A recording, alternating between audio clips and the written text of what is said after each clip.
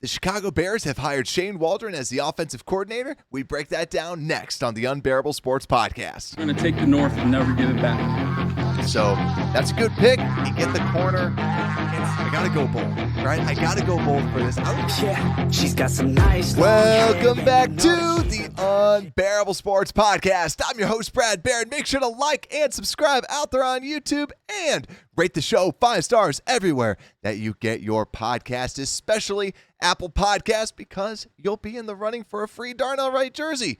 Just click the link down below in the description, rate 5 stars, and that's all you have to do. What's going on, Bears fans? Shane Waldron officially as the offensive coordinator. So I want to just kind of break it down a little bit more. Now, most of you have already heard and watched my breakdown of Shane Waldron, so I'll keep it a little bit short, but just to kind of give my overall thoughts on the situation and where we're at.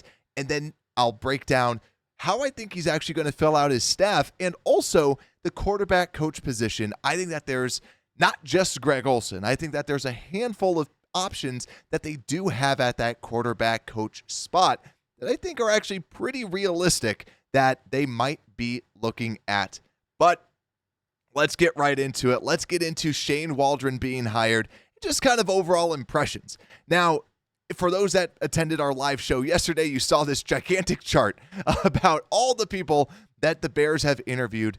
And the thing that sticks out about Shane Waldron, about everyone else, over everyone else, he's an experienced play caller, a former NFL offensive coordinator for 3 years. So you have a lot of experience. And also, when you look at the average passing yards that his teams have put up, it was very good. And also, I don't have the exact numbers up right on the screen, but you saw the offense, the passing offense, do a lot better and kind of get better and better and better every season in those 3 years. But also when you look deeper into it, like we said before, very experienced play caller and creates phenomenal play designs. And I think that's something that is very, very fun to watch because he's going to try and set up and create the plays and then have everybody else and then have the people that catch the passes, that throw the passes, just kind of fill what his offense has. So here's the play, run it to the best of your ability rather than a typical offensive coordinator that says, we're running mesh, right? We're going to run mesh, and this is just what we're going to do. He's trying to scheme up openings and different people that are wide open. So he wants you to essentially follow the system. And I mean, all offensive coordinators want that, but definitely with Waldron, he's going to try and scheme more of those up.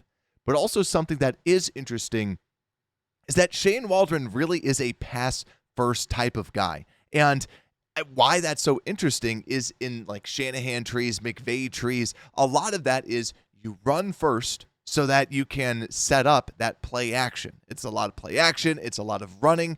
But you see this, that he had the 9th highest passing rate last year. He likes to pass it. He is a passer. He is a former quarterbacks coach. He wants to throw the football. That's where he's not a Greg Roman that just wants to ground and pound you like crazy. He wants to win through the air, which I'm fine with, but I get nervous about just, like a concern is with this system, you are supposed to establish the run, but he wants to pass more. But so little minor concern there, but overall, if we can pass it, heck, throw it more. If we can pass the football, throw it all the time because that's how you win games in this day and age. We see this with Patrick Mahomes. He's able to lift an entire team because of the pass. But let's get into some of the concerns, though, shall we? Because the big concern that we talked about before, because I've heard other people that have covered the Seahawks talk about him. Now, the concerns about Shane Waldron, the third down struggles, the red zone issues, calls a lot of screens, and it seems like he calls screens at the wrong time, and also tends to struggle after those scripted plays. So the big concern that I have at least is third down and the red zone issues, just because those are the crucial downs. Those are where you need to really capitalize. But on first and second down, very good. And it might be because he's always trying to kind of go for that big play because his deep passing rate was 3rd highest, explosive play rate 9th, right? Is he always just trying to get these bigger plays and kind of scheme up his own spots, right? And I think ultimately, if you are listening to someone who covers the Seahawks, he is an offensive coordinator. Offensive coordinators get hate. And I saw someone else, I forgot who it was specifically, they posted, oh, Shane Waldron, he stinks. And it's someone that covers the Seahawks.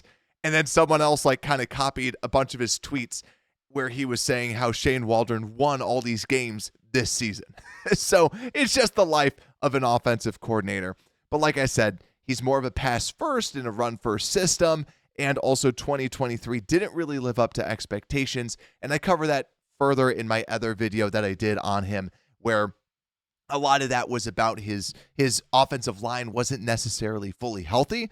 But I do think that he did a great way to kind of do more quick passes. And that's another big piece too, is Geno Smith was someone that would easily take over 3 seconds to throw the football.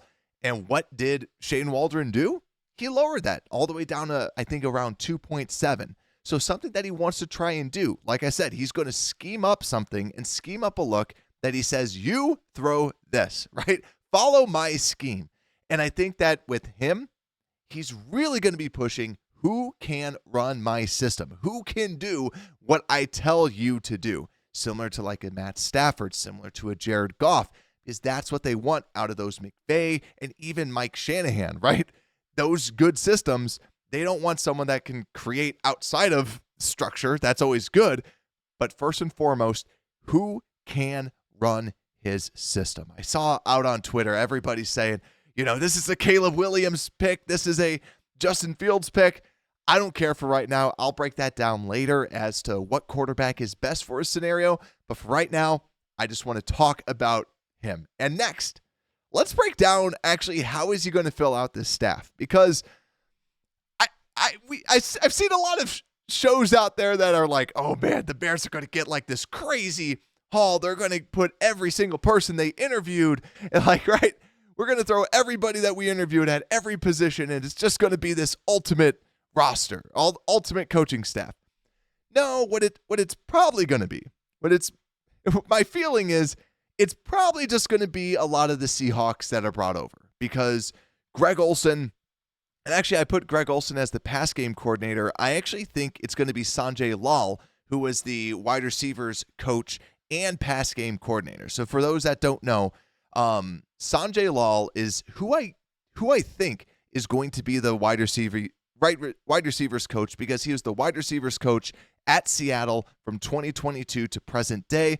In 2021 was the wide receivers coach at Jacksonville, was on the Seattle staff in 2020, and has been a wide receivers coach for, I'm looking at this, easily over 10, 15 years or so. Lot of experience as a wide receivers coach. And since he was also the pass game coordinator, I actually think he's going to get that rather than Greg Olson. So ignore my graphic with that. But I think ultimately he's going to bring him over if he did have that much faith in him to make him the passing game coordinator.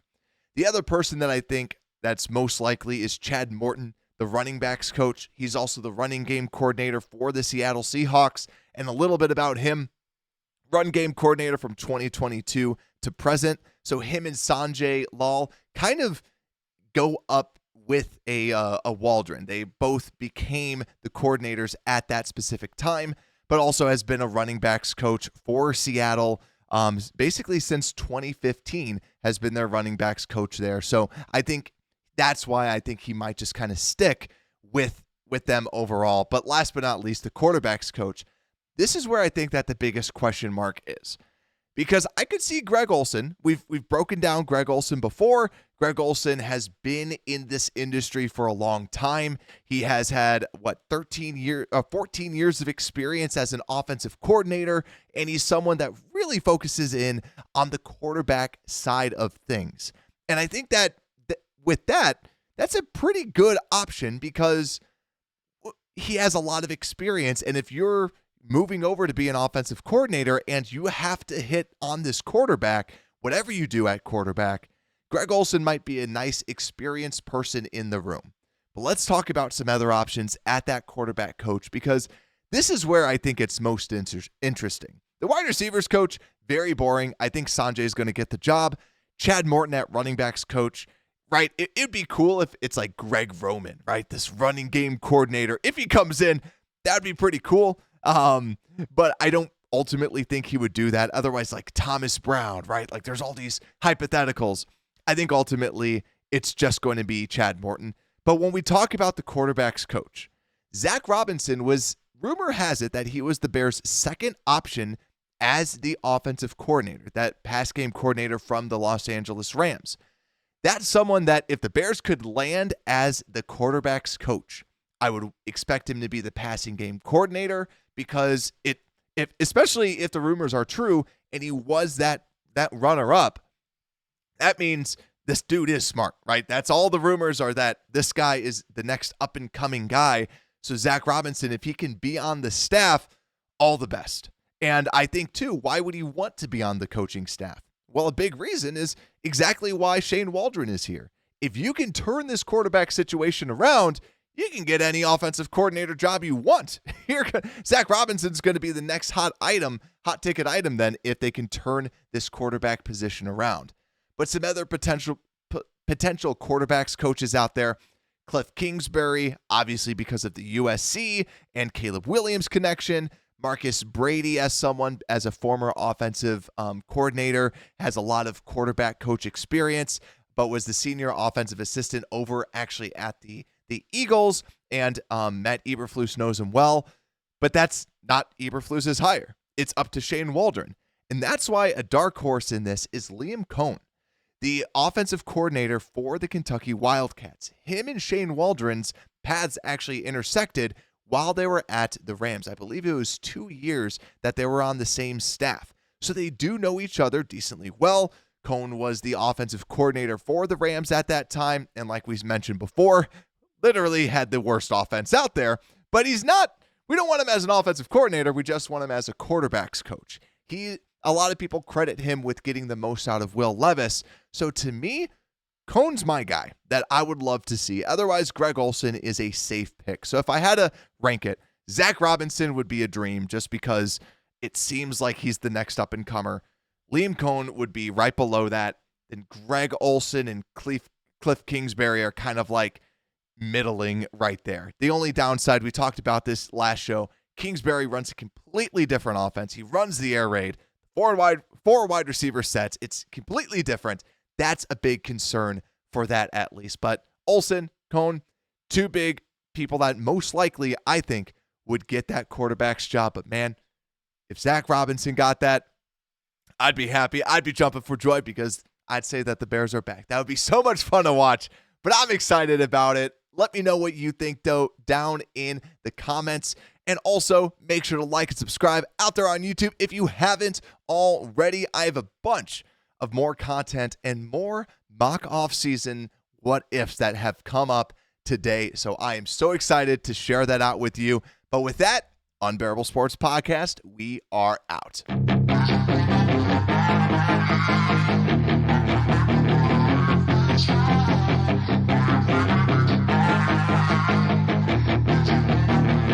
Yeah, she's got some nice long hair, and you know that she's